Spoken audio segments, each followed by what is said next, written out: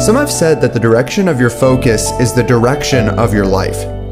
For the Christian, our focus is crystal clear. We are to look to Jesus, the author and the finisher of our faith.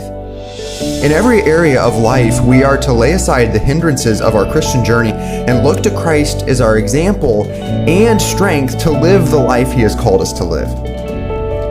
So today, let's starve our distraction and feed our focus on the Lord Jesus Christ. Welcome to the Walk Talks podcast and today's Friday Focus episode.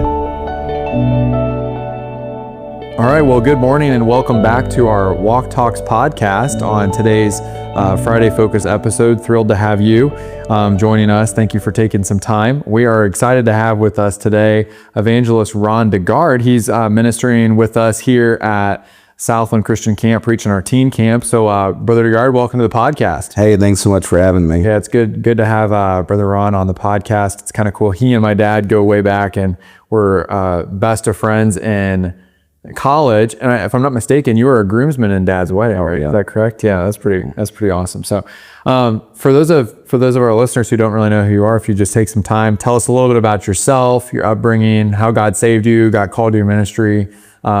How you met your wife, your family, etc. Well, your dad had a lot to do with that, me and my wife. So I grew up in a Christian home. My dad was he was just a businessman. I say he was a businessman. He wasn't involved in ministry, but we were very faithful in our church. And both of my sets of my grandparents were saved. So I grew up in a Christian home that had a Christian heritage. Mm-hmm. We were always in church. And then we would go to camp every year as well. And so I trusted the Lord as a 8-year-old boy, and just in junior church heard the gospel and came home, talked to my parents about it. And in the bathroom of my parents' bedroom is where I trusted the Lord. Right. It just ended up just sitting there chatting. And, you can get saved anywhere. Yeah. And so I definitely have some memories when I drive by that house and see that. And then I went to public high school. As I said, I went to camp every year, and we had an evangelist come to our church. Our church only did one revival meeting that I can remember. No way. And during that revival meeting, I surrendered the call to preach. Amen. So the evangelist preached a message on the harvest and the laborers are few.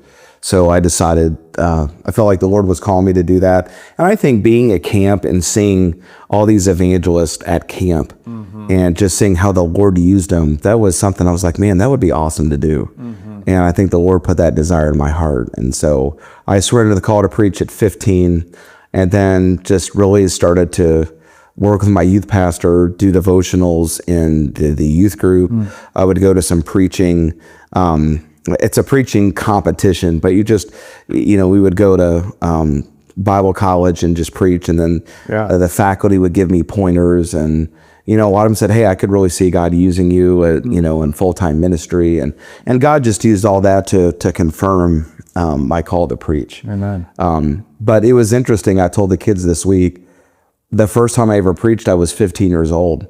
And it was a terrible message. I only preached 5 minutes. There were 4 of us, and we were preaching on one verse in 1 Corinthians 16:13. Watch ye, stand fast in the faith, quit you like men, be strong. So I had quit you like men. That was my phrase. Yeah. And I just preached like 5 minutes, and it was so bad. I still have it and still listen to it. That's cool. But it was strange in the fact that the first time I was actually preaching in the church, it was like I was doing something that was strangely familiar, even though I've never done this before. And, the best way I could put it is, it was like that little toy that you had when you were a kid, that the little ball that had all the shapes of the holes in different shapes, like a block or a square. And it was like putting a round peg in a round hole. And it just fit. Yeah. And it just seemed like this is what God made me to do. That's so cool. But the Lord just kept confirming that. And as I went to Bible college, it was just, I just continued to go down that road. If God wanted me to do something different, I was open to Him calling me. But I was pretty pretty committed to being an evangelist when I was 15. Were there ever times during those years, those process from 15 to whatever, 20, whatever, whenever you started your ministry, were there ever times where you kind of wavered in that decision in a sense, or was it always like, okay, this is what I'm called to do, like, let's go? Or Yeah, it was some phases of doubts. Okay, is this really what I want to do? Is this truly what I'm called to do? It was pretty interesting. Allurement of money, anything like that? Because right out of the gate, it was like full on assurance. That's awesome. Like there's never been a time that I thought I shouldn't be doing this. Even from that time as a 15-year-old. So I went to Bible college with guys that didn't know what, quite exactly God wanted them to do. They felt like I wanted to be in ministry, but I don't know what. And that's completely fine. And I certainly understand that. But for me, I knew I was going to be an evangelist. So all the way through college and all the preparation, it was all leading up to that. Every step was just supporting that goal or that awesome. Calling. That's great. So, excuse me. So tell us a little bit about when you met your wife and how that happened. Sorry, you'll have to edit that out. All good. I don't know why I'm sneezing. So I finished my seminary at Bob Jones University and then decided to go out to Kansas City to be at Tri-City. Mm-hmm. And so I was actually working on another degree there and just felt like the Lord calling me into evangelism, and it was my time just to go out. And so interestingly enough, we're here at Southland this week. That was the year. Sorry, I have the sneezes. So interestingly enough, that was the year that Bob Graham was retiring from Southland. He was moving on, and there was this special service at Tri-City, and Kristen, my future wife, I didn't know her at the time, was playing for the service at Tri-City. And I think it was there that your mom looked at your dad and says, "Hey, what about Kristen for Ron?" And she talked to Kristen, "Hey, would you be willing to go on a blind date?" And she was. And so Chris and I got set up on a blind date by your mom and dad. No way. And we went to the Cheesecake Factory in Kansas City, like in the plaza. And I tell people it was the best $45 I ever spent. And so that's awesome. And then it was just, from there it was just all history. But hey, that's another reason to have good friends, right? Good friend help you find a good wife, maybe. That's awesome. For sure. So your parents in Southland, kind of were, a part of that a little bit. That's amazing. So then you guys got married there shortly thereafter, right? And then, we did. So at what point then did you hit the road full time as an evangelist? Oh, sure. So I was already single and I was in evangelism, and I had just getting started. I had 20 meetings the following year. Mm-hmm. And there were some evangelists, particularly one who just shared with me, we got married and went right on the road, and that really hurt us. We really struggled. And that really meant a lot, that this seasoned evangelist would just be very transparent about the struggles that they had. And he just encouraged me that if you could just go somewhere and be in ministry just for a couple of years, let the dust settle before you get on the road, that might be a great help to you. And so I was like, I've got 20 meetings scheduled the next year. And he just encouraged me, God will take care of that. And so we prayed about it. We decided that's what we would do. So Chris and I went on staff of the Wilds Christian Camp in North Carolina. And we were there for a couple of years, year round. And it's amazing, when we felt God was moving us on 2.5 years later, I wrote a letter. Ken Collier from the Wilds Christian Camp wrote a letter. I mailed it out to all these churches and just tried to get that word out there. And I think within the span of 2 to 3 months, I had a full schedule for a year. Wow. And it was just a miracle. And the Lord really just honored that. So when Chris and I went to the Wilds, I didn't realize what a gift had been given to me at the very beginning. We were able to go to all the marriage retreats. I could walk into Ken Collier's office or Rand Hummel and just ask them questions about marriage. And I think those 2.5 years were there was such an investment put in us. Yeah. And we are just so very grateful that we did that. Yeah. And then 2.5 years later, we worked at the camp year round, and then we went into full-time evangelism on the road. How valuable were those relationships, those mentorship relationships in your life? Oh, I tell you, there are things that I still do today that I learned from Ken Collier or Rain Hummel or even Jim Van Gelderen as I traveled with him when I was a student at Bob Jones. There are just things that I picked up from those men that I would still do today that really helped to form me and shape me. That's awesome. And so it was of huge importance. So I'm just so thankful. Yeah, I think that's a valuable thing. I'm even learning at a young age is to surround yourself with people who are more seasoned, have lived longer than you. Oh. They've seen more than you, and you'll never regret linking up closely with those types of people. And I have a good friend who's a successful athlete, and he always tells me, if you want to get good at something, hang out with the people that are good at it. Oh. And that's what he sought to do in his specific sport. And I think that relates spiritually as well. If we want to be a good Christian, we need to surround ourselves with good, godly Christians as well, and good mentors, especially if you're going into ministry, having For sure. some people who are really pouring into you. And most people probably heard you need to have a Paul and you need to have a Timothy in your life. You need somebody pouring into you, and then you need to be pouring into other people as well. For sure. That's neat to hear about that. So tell us a little bit about, I know you have 4 kids, right? So maybe tell us a little bit about your 4 kids. I know you just married off one of them weeks ago. Yeah, that was a new experience. I tell you, it goes by so fast. I mean, you start having kids, and it just seems like yesterday they were just kids. And so Abby, she's 22. She is a pediatric nurse at a hospital in Chattanooga.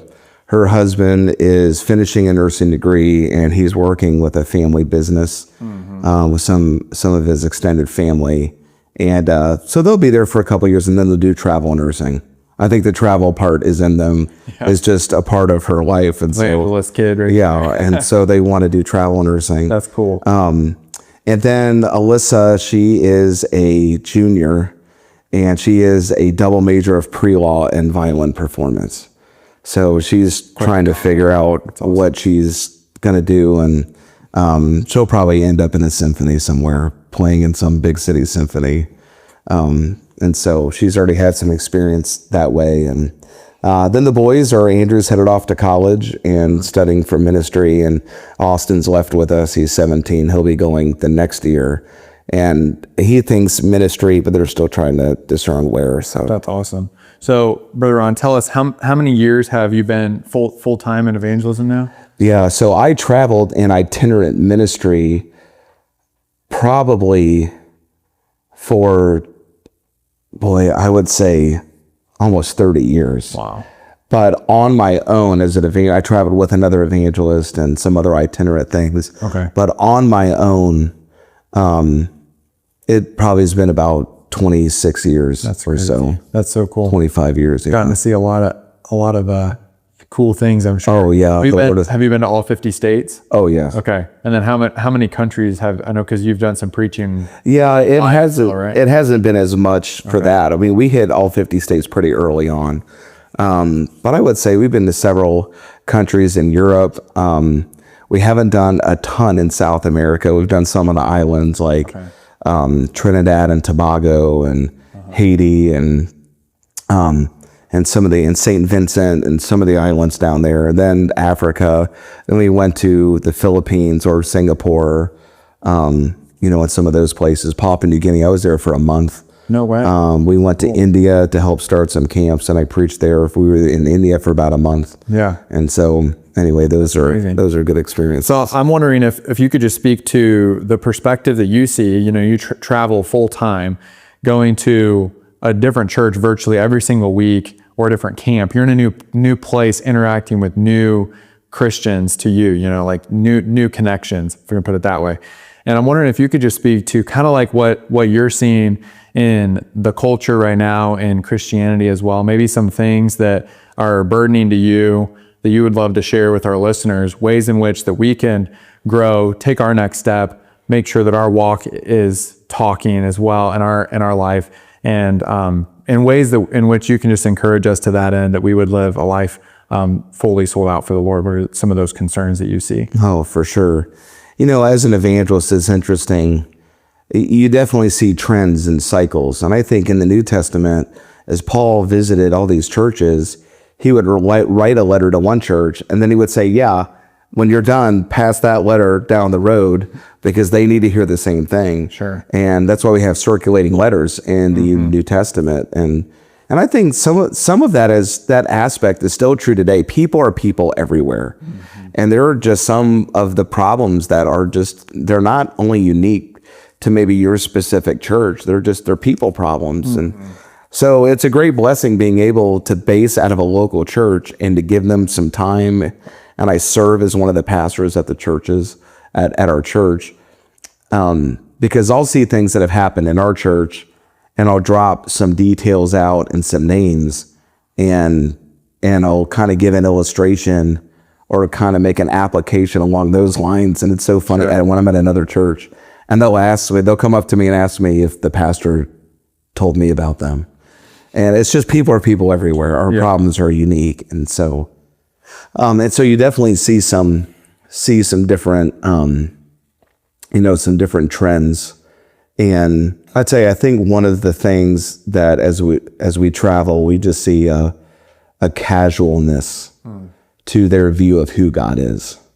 And so many times they want to talk about the eminence of God and how God is close and he's personal, and he does stick closer than a brother, and he doesn't fail us. And I'm so very thankful for that. But I think they overlook the transcendence of God and how big he is. And he is a God that rightfully should receive our reverence and our awe. Amen. But sometimes they want to put a pair of jeans on him and bring him down to our level. And he is so much bigger. There's one day as the New Jerusalem comes down, the capital city of heaven, all the transcendence is going to be gone, and we're going to see him as he is, and we're going to be able to be with him. But I think that might be an eye opener to some, because they'll realize, what a great privilege we have. Amen. And so I think people's concept of who God is, they build that through different experiences. That they don't get their view of God from what the Word says. They get their idea of who God is from their experiences or what's happened to them. Sure. And you really have to go to the right source to build your view of who God is.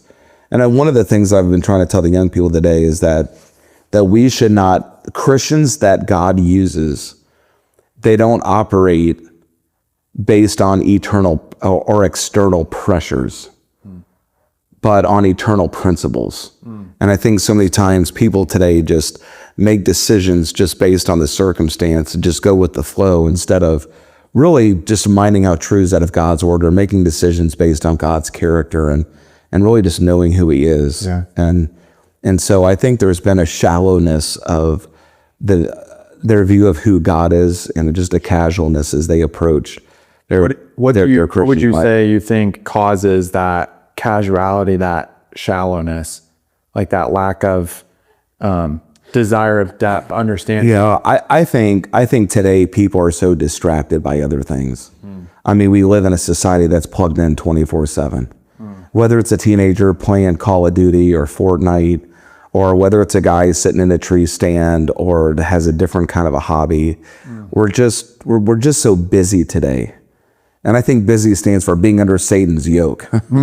And we're just so busy with other things that maybe aren't wrong, but it just takes us away from spending time just with the Lord, or just learning the art of just unplugging and being quiet. Yeah. And just listening to God and just get alone with his word and just cultivating that time. Yeah. Every day. And so I just think we're so distracted by so many other things. I think we're not only distracted, but I think we're just distant. Pornography is just a huge issue just all around the world, especially in our country. And a lot of times, really what is really concerning is social media and Instagram and TikTok. And people think, well, I'm not on a pornographic website, but they're doom scrolling every night in their bed, and they're just scrolling through reels. Yeah. And on comes some stuff, and they begin to take in, racy pictures or things they shouldn't be looking at, and they're feeding their lust just the same. Right. Well, I'm not on a pornographic website, but man, they're feeding their mind and their lust just the same with some of these pictures and reels. Sure. And they just get so distant from God. They're just, they defile their conscience, and they give way to this lust, and really it just creates a distance. God doesn't leave them, but they definitely have some of this baggage. Yeah. And it's the elephant in the room nobody wants to talk about, but man, it's just what some of the young people are really, just everybody, they're just really struggling with. Oh, it's totally true. But I would say a trend also that we've seen is that there is just a destruction of the family unit. And, strong churches are made of strong families, and strong families are made of strong men. And I think there's just a satanic attack on men in our churches and in our culture today. And the devil knows if I could just get the guys to mess up and the fathers in sin, then I can get my foothold in the family. Then I can get my foothold in the church. Right. But so many kids that we talk to, that I preach to, that I just put my arms around during our week of our meetings, they're struggling because of the sins of the parents. That's so sad. And there's abuse going on, or even substance abuse, or adultery, immorality, pornography, and they're just, I think there's a lot of marriages that on the outside in our churches, they look like they're doing great, but on the inside, it's all wrong. Yeah. And so, but I think there's an attack on the family.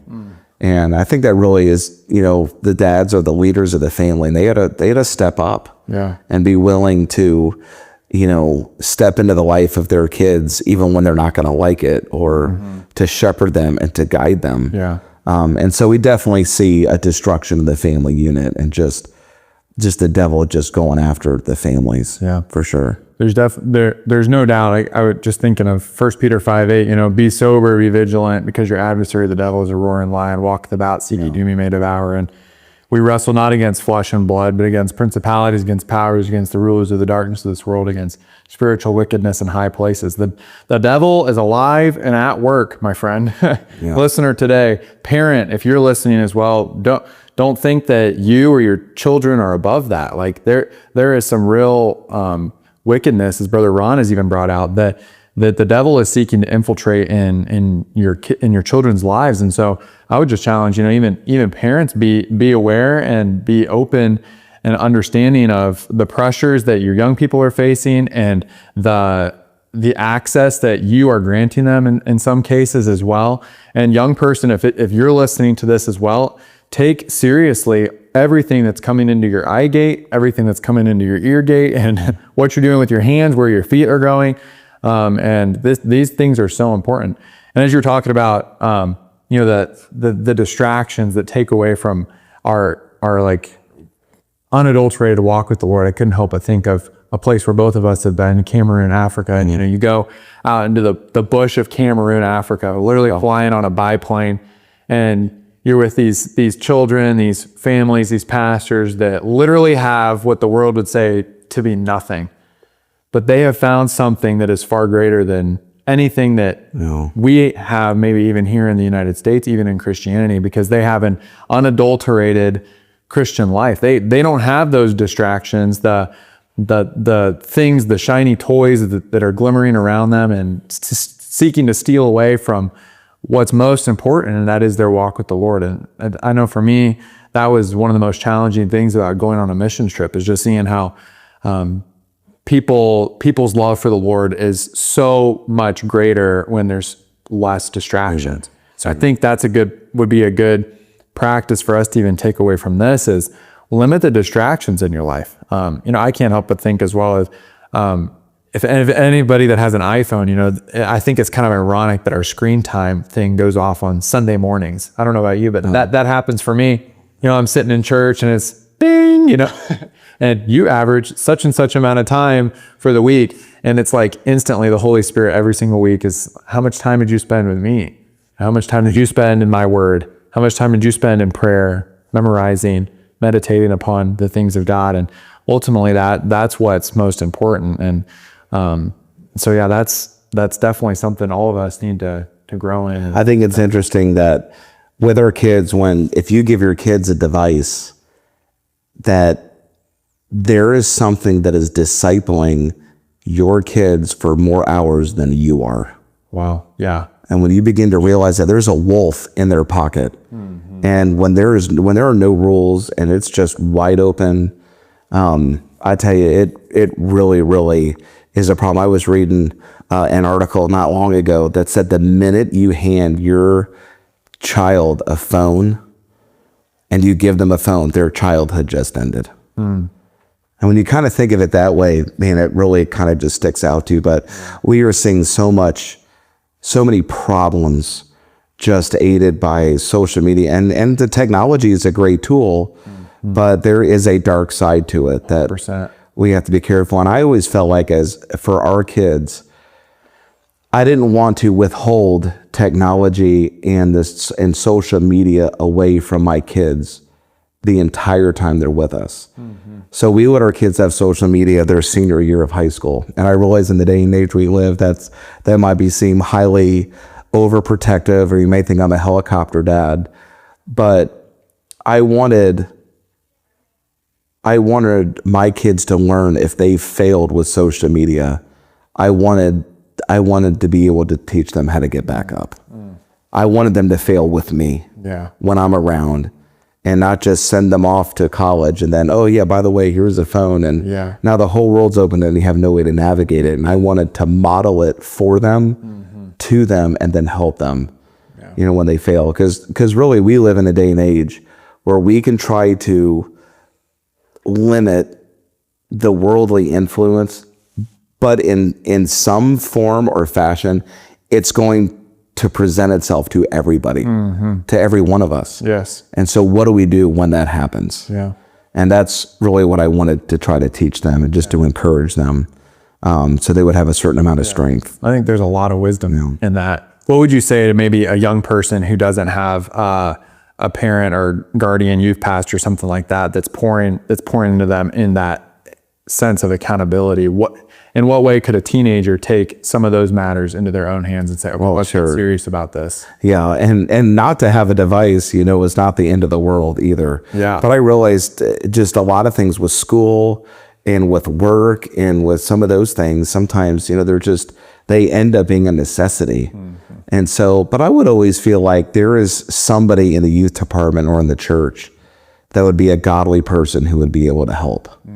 And, and that's why a church family is so important, and a godly community. And so I would just encourage them, if you don't have a parent in your life that would be able to do that, then I would find someone, an older, mature Christian in my church, and just to connect with them. Yeah. And and there's many that would be more than happy to do that. Absolutely. Well, Brother Ron, thanks so much for taking some time to share a little bit of your heart with us and get to know you a little bit better. For those of you who aren't familiar with Brother Ron at all, you could go visit his website. What's your website? So it's RD Men for Ron DeGarde Ministries, rdmen.org. Okay, and then you can follow him on Facebook and Instagram. Instagram. Catch him there, and even if you want to get some links to some of his sermons that he's preached with us here at Southland this week, definitely contact us. We'd love to give those to you. And we could not promote Brother Ron enough. We would absolutely love for you guys to get in contact with him, have him and his family and his ministry team at your church. I know that he'd be a rich blessing to you guys. And we've been blessed by his preaching here at South. We're already seeing souls saved and decisions being made for the Lord, which is absolutely amazing. And so thank you, Brother Ron, for your faithfulness, your commitment to the Lord, your friendship, your mentorship to me as well. Wow, we love you very much. It's a big blessing. And so thank you for that. Thanks for being on the podcast. Oh, you're so welcome. Thanks for having me. Yeah. God bless you, my friends. And we'll catch you back here next week, right here on the Walk Talks podcast. Have a great day.